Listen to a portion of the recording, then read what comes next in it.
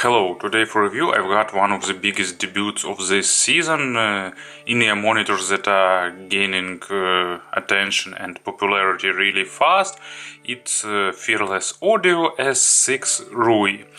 Actually, Fearless Audio became a pretty big hit. It is at the company that really succeed with their lineup of in-ear monitors, and S6 is one of the most balanced offerings in their model lineup. As you can easily guess by their name, it's 6 balanced armatures per side ear monitors that has a really competitive price. Price is about $400. I will put links to the description.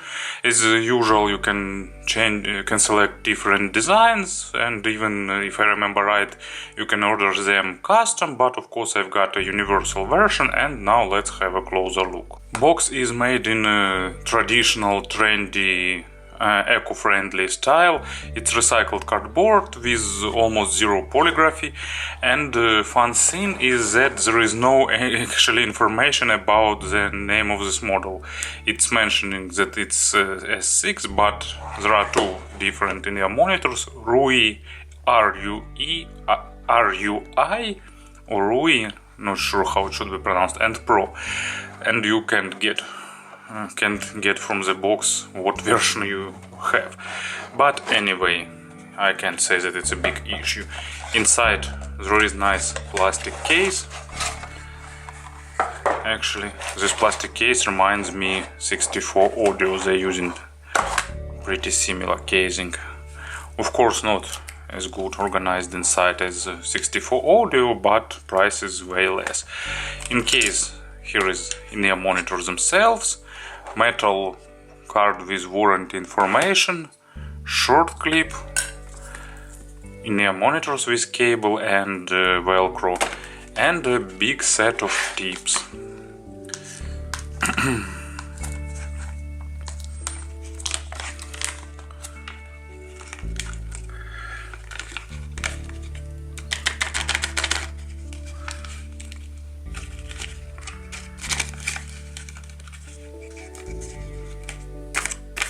And the last one. So 3 pair of foams, actually not 3, 4 pair of foams, all have different colors.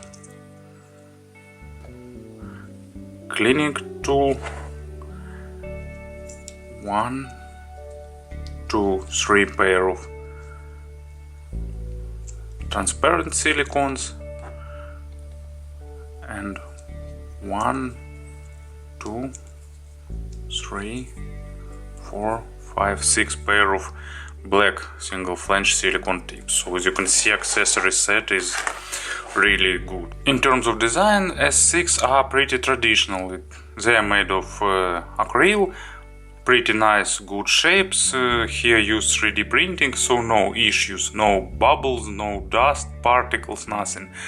There are a lot of customization options, different acrylic color, different faceplates, wood and other materials, but this version is basic. It's transparent acrylic with these faceplates. Not sure what material it is, but it looks pretty attractive and at the same time not too glittery, not too fancy.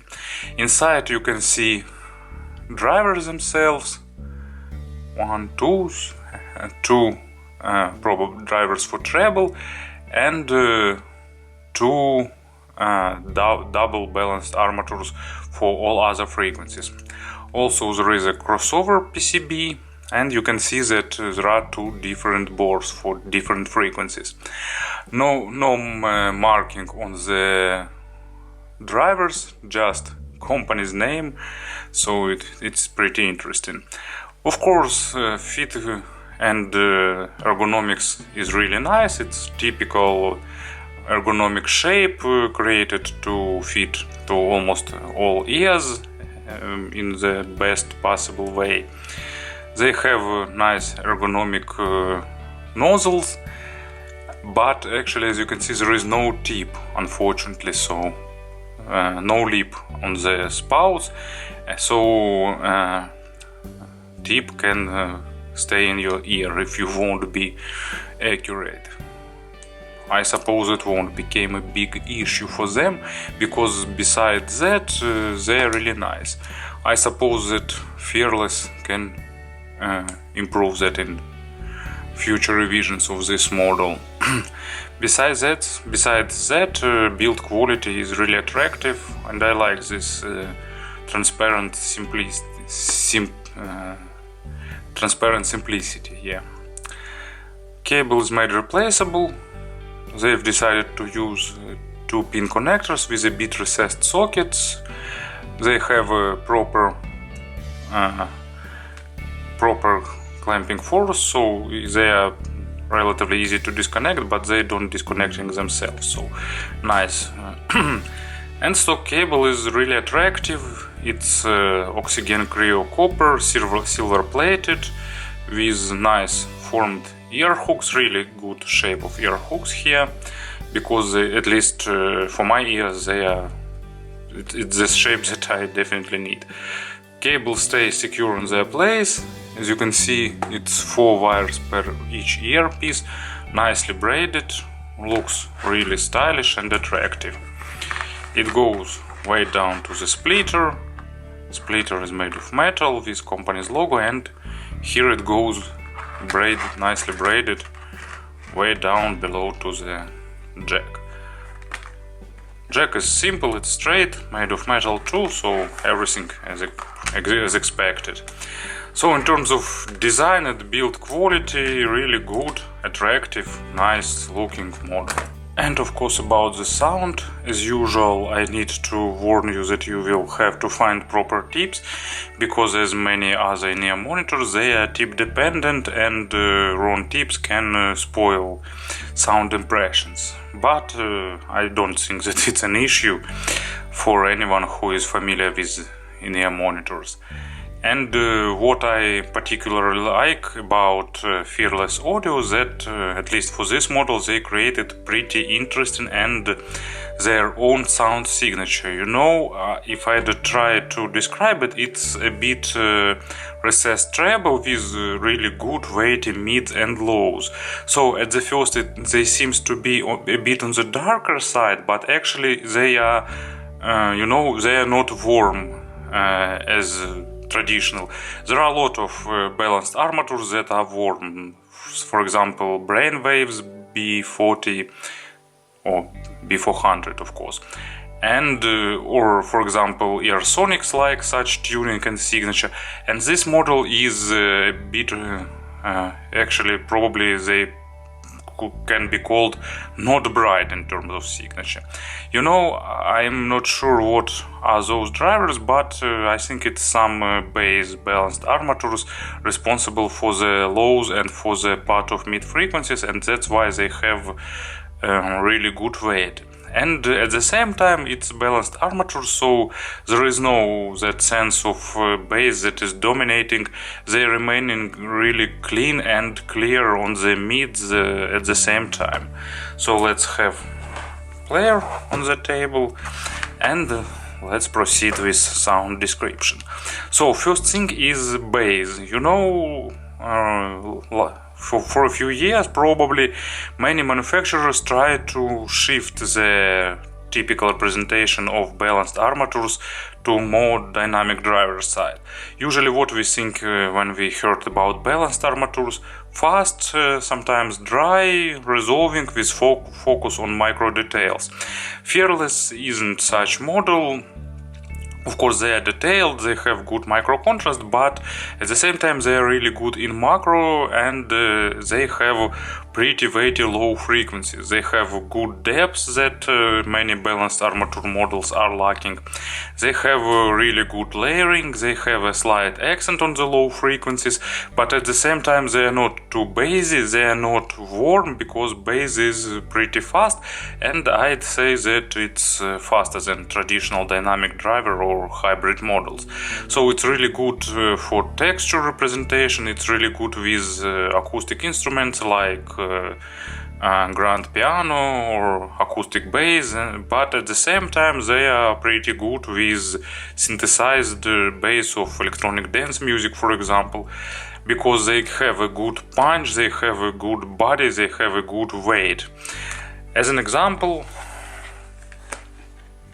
here is one of the greatest works in the history of rock music. It's David Bowie's probably last will, it's Black Star. I think everyone heard this tune, and you know that it has a pretty massive bass intro with some bass guitar, with drums that are going really deep, and this model definitely capable of representing all that bass notes really well. And what also I like about them, that lows transition to the mids really smoothly, no frequency overlap, no incoherence, really good smooth transition from low frequencies to the mids, and perfect control of lows and mids, so lows even weighty, not bleeding onto mids. Mids are resolving, really natural, not natural, but you know, it's that hint of coloration that reduces a bit neutrality, but thanks to the adding weight they sound in really natural way, where instruments getting additional weight, getting additional body, and so on. Vocal is also really nice, especially male, with thanks to this additional mass that adds by this in-ear monitors, but at the same time, you know, they are not exaggregating, they are not adding too much weight, and also they are not slow, like, you know, sometimes with dynamic drivers, for example, some manufacturers trying to create warmer signatures, they making mids slower, and at the same time they became more analog, more vintage, more warmer sounding, and some people prefer that. No, those have added additional weight, those have additional macro nuancing, really good in representing macro things like fast transitions, some blows, some explosions, some unexpected sounds. They are really good in that aspect. And at the same time, of course, they are not as resolving as some natural balanced armatures, because they're not focusing on micro details, but they are good in terms of utilization. You will get the balanced armature level of resolution. And what also I like, they are pretty forgiving to the quality of recording. Even poorly recorded material, like for example heavy metal or some modern pop music, sounds pretty nicely. Of course, you will hear all the issues with recordings, but these issues won't be thrown right into your face. Imaginary stage is above average both in width and in depth. They are not the most spacious one, but at the same time they definitely not sound intimate. I'd say that it's proper imaginary stage with good layer separation, with good instruments, having proper size, of course, as much as it's possible with in-ear monitors.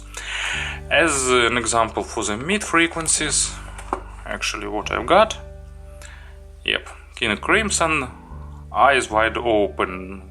Well, I think you can easily understand why I've selected this tune as an example of mids.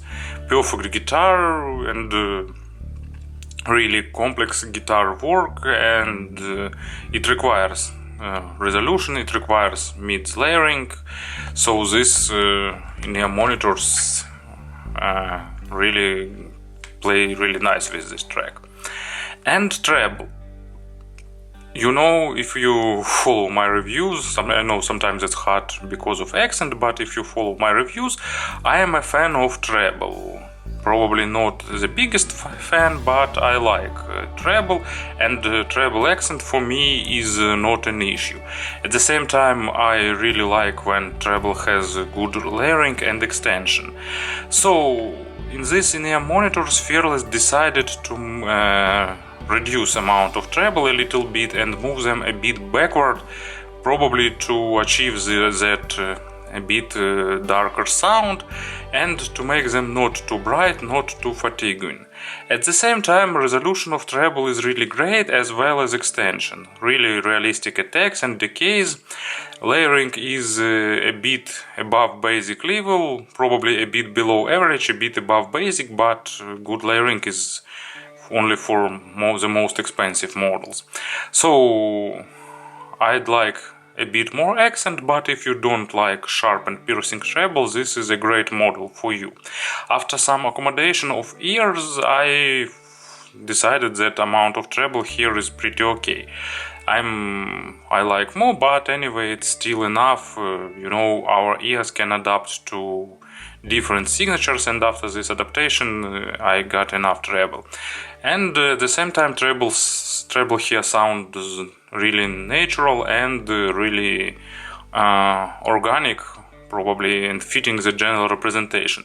It sounds really strange when, for example, we've got a bit smooth mids and bass, and at the same time sharp treble, and treble became too aggressive.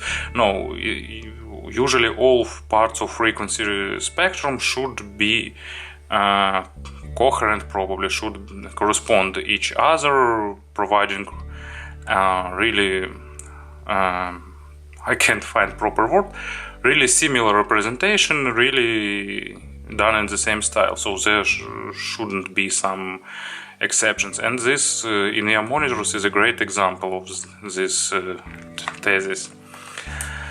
And as treble example, I've got Marvin Gaye. I really like this album, and Save the Children, great song with a lot of percussion, all that bells, all that cymbals sounding really nice. There are a lot of them in this record, but this in-ear monitors not crossing the line of being too sharp and too forward and too aggressive. So to summarize everything about the sound, really, really well-tailored representation that will fit many tastes. Maybe not perfect, but for its price it's really mature sound, and what is the most important, it's pretty unique, not some attempts to make something mainstream, like let's make ultra sharp balanced armatures, or let's make some V-shaped signature, or let's make something warm and slow. No, it's pretty unique sound done really nicely. In terms of pairing, they have good impedance and sensitivity, 20 ohms of impedance if I remember right, and 113 ohms of sensitivity, so they will be a good load for almost all modern dubs. At the same time, they are not too noise sensitive, so even a bit noisy sources will be okay with them. Of course, quiet dubs would be better, but if there is a slight background noise, they won't make a big accent on this part of your dub's representation. In terms of style, in terms of genres, actually I think they're universal, they're playing almost everything. Probably only for some audiophilic recordings I'd prefer a bit more treble, but at the same time they still sounding okay. And especially I like them with some not really good material like modern pop or metal or something like that. And a few words about comparisons, just a few models that I can name. For example, typical Chinese balanced armatures in the range of $200. It's BGVP DM6, for example, some Magaosi, Inu H5, and some other models. Rose BR5 Mark II that I reviewed previously. They are not probably getting to the level of this of Fearless. Of course, it's pretty expected because it's two times difference, $200 versus $400, but this model is more natural, actually not natural, probably more natural, and what is more important, it's more solid, more complete sounding, because all that models having some issues, like okay, for their price, for example, usually it's problems with treble, but This model is much more mature in this aspect. In their case, recessed treble is not an issue, it's more a feature that creators decided to achieve. Another multi-balanced armature driver model that is pretty popular, it's FIOS FA7 for drivers for $300 or $350. They are totally different in terms of representation. They are much more basic, and that change almost everything, because not much sense in comparing totally different models. Also in this price range, I can remember, for example, Astrotech Delphinus 5 drivers balanced armatures. They are more a bit more resolving with a bit more treble, and at the same time they are more natural, while this model is a bit more weighty and builds everything in a bit different way. There are a lot of other models, but almost all of them will sound different in terms of representation, like some hybrid models, for example from Duno. It will give you more bass, actually not more bass, but more dynamic bass with even more weight but with less resolution, and usually they will have more treble and so on. As I said before, this model is pretty unique in terms of representation, and if you like something really with really good level and without accented treble, it's a really interesting model to consider. I really recommend them to you. Thank you for attention.